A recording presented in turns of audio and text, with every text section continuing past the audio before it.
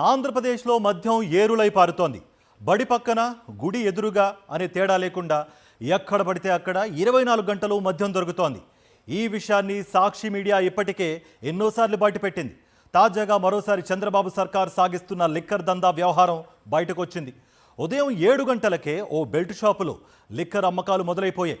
ఏకంగా Telugu Desam party ID card వేసుకుని మరి ఓ వ్యక్తి యథేచ్ఛగా మద్యం అమ్ముతున్నాడు.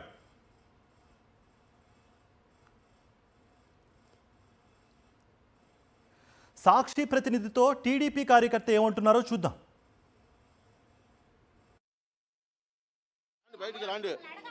షాప్ మీదే షాప్ ఏం చెప్పు షాప్ మాదే మాదే షాపు రాండి బయటికి రాండి షాప్ మీదే షాప్ ఏం చెప్పు షాప్ మాదే.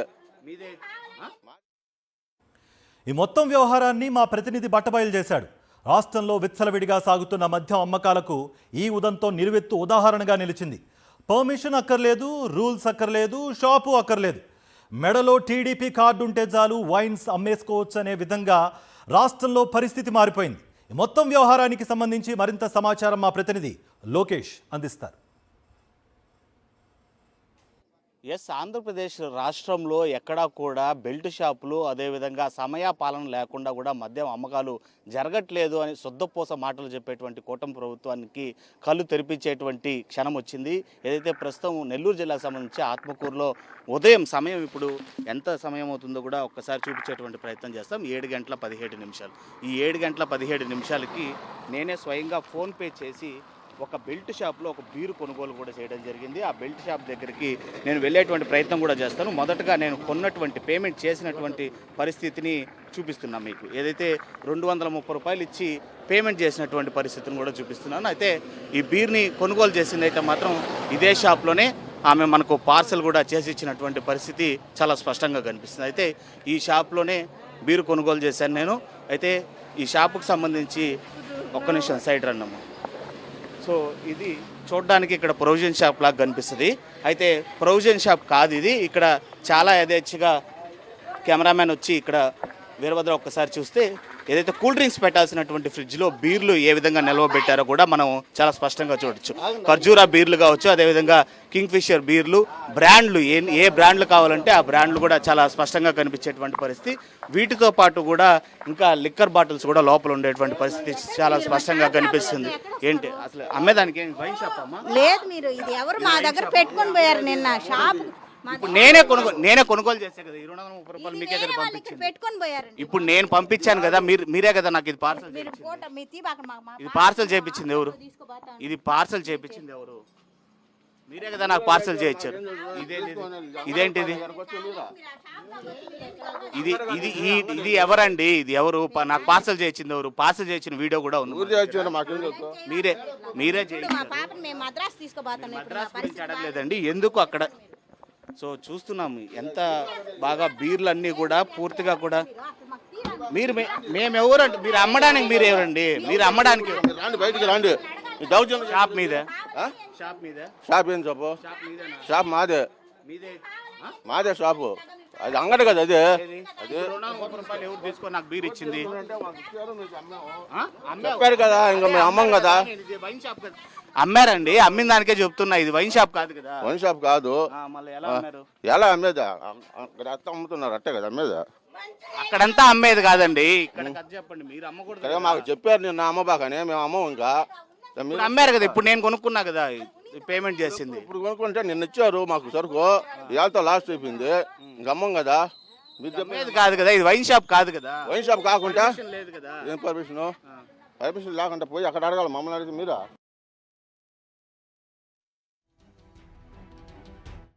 మంత్రి ఆనంకు చెందిన ఆత్మకూరు నియోజకవర్గంలోని మరో గ్రామంలో మా ప్రతినిధి అడుగుపెట్టాడు.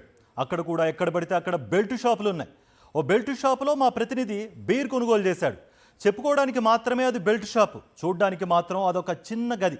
ఇక్కడ కూడా సేమ్ సిచ్యువేషన్. పర్మిషన్ ఉందా అని అడిగితే కాళ్ళు బాగాలేవని, చిన్న వ్యాపారం చేసుకుంటున్నానని ఓ ముసలాయన చెప్పడం విడ్డూరం.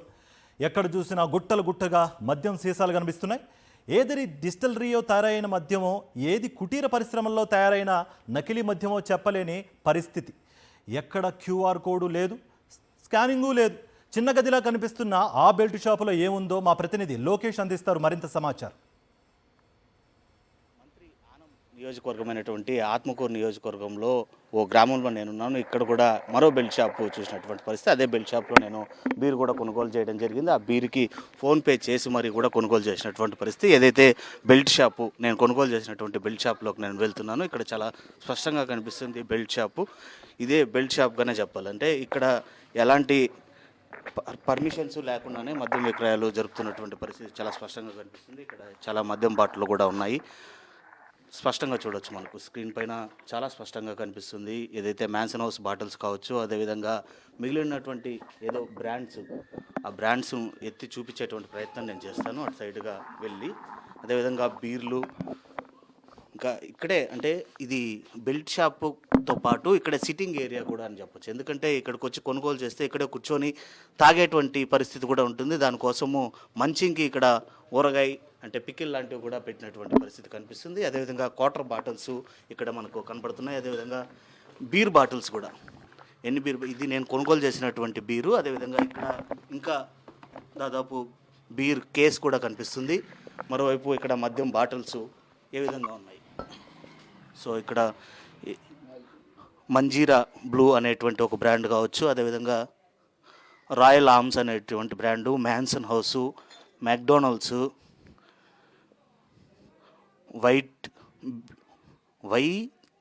వైట్ హాలో ఏదో మరి అది చెప్పలేనటువంటి బ్రాండ్ నేమ్స్, అది నోరు కూడా తిరగనటువంటి పరిస్థితి ఉంది. సో ఇక్కడ పర్మిషన్ లేకుండా, అన్న పర్మిషన్ లేకుండా ఇట్లా అమ్మడం ఏంటన్నా?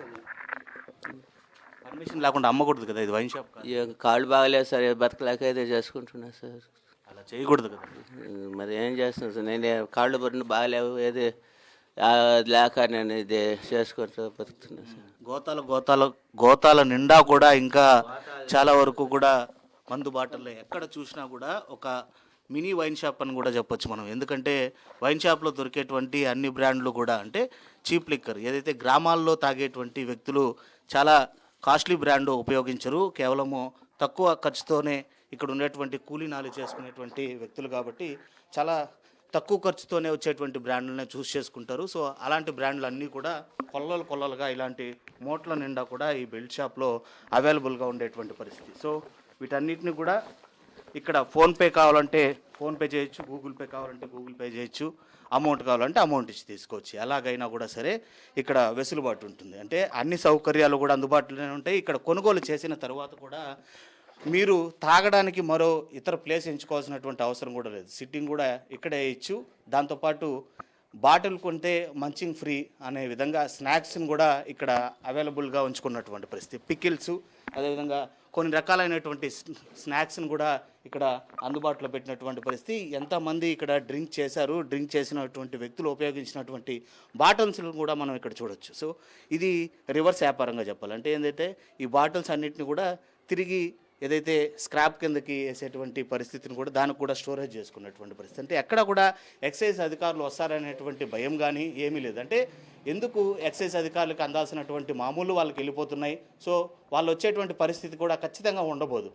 వాళ్ళు రారనేటువంటి ధైర్యము, అదేవిధంగా వాళ్ళకి అందాల్సినటువంటి ముడుపులు అందిపోవడంతో కూడా ఇక్కడ ఉండేటువంటి టీడీపీ వ్యక్తుల యొక్క అండదండలతో యథేచ్ఛగా కూడా ఆత్మకూరు నియోజకవర్గ వ్యాప్తంగా కూడా ఇలాంటి బెల్ట్ షాపులు అయితే కోకొల్లలుగా కనిపించేటువంటి పరిస్థితి చాలా స్పష్టంగా కనిపిస్తుంది. దీనిపైన మంత్రి కావచ్చు, అదేవిధంగా నిత్యము కూడా బెల్ట్ షాపులు అనేది లేనే లేదు, అసలు నిర్మూలనే చేపట్టామని చెప్పి మాట్లాడేటువంటి కూటమి ప్రభుత్వం ఏ విధంగా స్పందిస్తుంది అనేది కూడా వేచి చూడాల్సినటువంటి పరిస్థితి అయితే ఉంది. Out studio. రాష్ట్రంలో బెల్ట్ షాపులు కోకొల్లలుగా వెలిసాయన్నారు మాజీ మంత్రి కాకాణి గోవర్ధన్ రెడ్డి. టీడీపీ నాయకులు నడుపుతున్న బెల్ట్ షాపుల్లో అధికారులు, ఎమ్మెల్యేలకు వాటాలు వెళుతున్నాయని అన్నారు. ప్రభుత్వానికి ప్రజల ప్రాణాలన్నా, మహిళల భద్రత అన్నా లెక్కే లేకుండా పోయిందన్నారు. బెల్ట్ షాపుల ద్వారా నకిలీ మద్యం విక్రయిస్తూ ప్రజల ప్రాణాలతో చెలగాటం ఆడుతున్నారని అన్నారు. కూటమి అంటే 3 పార్టీలు కలిసి పాలన చేయడం కాదని టీడీపీ నాయకులు, ఎమ్మెల్యేలు, అధికారులు ముగ్గురు కలిసి దోచుకోవడం అని అంటున్నారు కాకాణి గోవర్ధన్ రెడ్డి.